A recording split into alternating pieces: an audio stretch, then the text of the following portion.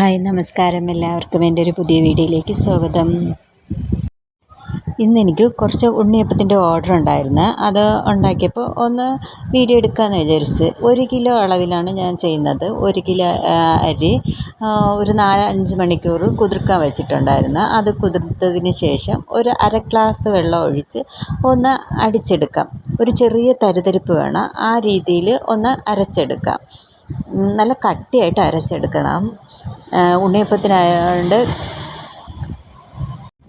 അല്ലെങ്കിൽ വെള്ളം കൂടിപ്പോവും. അങ്ങനെ ഞാൻ അരച്ചെടുത്തിട്ടുണ്ട്. ഇനി 1 കിലോ ശർക്കരയാണ് എടുത്തിട്ടുള്ളത്. 1 കിലോ ശർക്കരയിൽ നിന്ന് ഒരു കഷ്ണം മാറ്റി വെച്ചിട്ടുണ്ട്. ബാക്കി ഞാൻ അതിനെ ഉരുക്കാൻ വെച്ചിട്ടുണ്ട്. ഇനി ഒരു 300 ഗ്രാം മൈദ മാവ് കൂടെ എടുക്കുന്നുണ്ട്. ഒന്ന് സോഫ്റ്റായിട്ട് ഇരിക്കാൻ മൈദയും കൂടെ അരിച്ചെടുക്കാം. അരിച്ച് ചെറിയ ചൂടോടെ തന്നെ മാവിലേക്ക് ഒഴിച്ചു കൊടുക്കണം. ചൂടോടുകൂടി തന്നെ അത് നമ്മൾ നേരത്തെ അരച്ച് വെച്ചിരിക്കുന്ന ആ മാവിലേക്ക് ഒഴിച്ചു കൊടുക്കാം. അതിനുശേഷം ഞാൻ മൈദമാവ് കൂടെ ഇട്ട് ഒന്ന് കലക്കി വെച്ചിട്ടുണ്ട്. ഇത് ഞാൻ രാത്രിയാണ് കലക്കി വെച്ചിട്ടുള്ളത്. ഇനി രാവിലെ അതിലേക്ക് ഒരു 4-5 ഏലക്കയും ഒരു അര ടീസ്പൂൺ ജീരകവും ഒരു കുറച്ച് അവിലും, അതൊന്ന് ഒട്ടിപ്പിടിക്കാതിരിക്കാനാണ്. അത് നിർബന്ധമില്ല, വേണമെങ്കിൽ ഇട്ടാൽ മതി. അതൊന്നുകൂടെ ഒന്ന് പൊടിച്ചെടുത്ത് ഇതിലൂടെ ചേർത്ത് കൊടുത്തു. പിന്നെ ഒരു 2 പഴമാണ് എടുത്തിട്ടുള്ളത്. ഞങ്ങളുടെ രസകദളി പഴമാണ് എടുത്തിട്ടുള്ളത്. പാളയംകുടം പഴമാണ് ഇതിനൊക്കെ ചേർത്ത് കൊടുക്കാൻ നല്ലത്. അതിനുശേഷം അത് അരച്ച് പേസ്റ്റ് പോലാക്കി ആ മാവിലേക്ക് ഒഴിച്ചു കൊടുക്കാം. എന്നിട്ട് നല്ലോണം ഒന്ന് മിക്സ് ചെയ്താൽ മതി. ഇതിൻ്റെ കൂടെ എള്ളും കൂടെ ഇട്ട് നമുക്കൊന്ന് കലക്കി കൊടുക്കാം. എൻ്റെ കയ്യിൽ ഇപ്പം എള്ളില്ലായിരുന്നു, ഞാൻ എള്ള് സ്കിപ്പ് ചെയ്തു.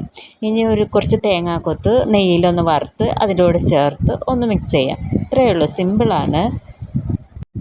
ഒരു 5 മണിക്കൂറെങ്കിലും അതൊന്ന് റെസ്റ്റ് ചെയ്യാൻ വെച്ചതിന് ശേഷം ഉണ്ണിയപ്പം ചുടുകയാണെങ്കിൽ നല്ല സോഫ്റ്റായിട്ട് ഉണ്ണിയപ്പം ഇരിക്കും. ഇത് ഞാൻ രാത്രി ആട്ടിയതിന് ശേഷം രാവിലെയാണ് ചുടുന്നത്. ഇനി ഉണ്ണിയപ്പച്ചട്ടിയിൽ എണ്ണ ഒഴിച്ച് അത് ചൂടാകുമ്പം നമുക്ക് ഒരു കപ്പിലാണ് ഞാൻ എടുത്തിട്ടുള്ളത്. അതിൽ ഹോള് നിറയ്ക്കല്ല, ഒരു 1/4 പരുവത്തിൽ ഒഴിച്ചു കൊടുക്കാം. അതിനുശേഷം ഒരു ബ്രൗൺ കളറാകുമ്പോൾ ഒന്ന് തിരിച്ച് മറിച്ചിട്ട് കൊടുത്താൽ മതി.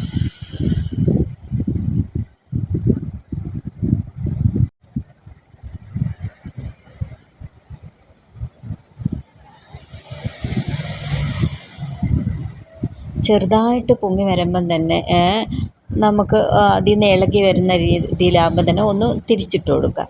എങ്കിൽ നല്ല പൊങ്ങി വരും, ഉണ്ണിയപ്പം നല്ല പൊങ്ങി വരും.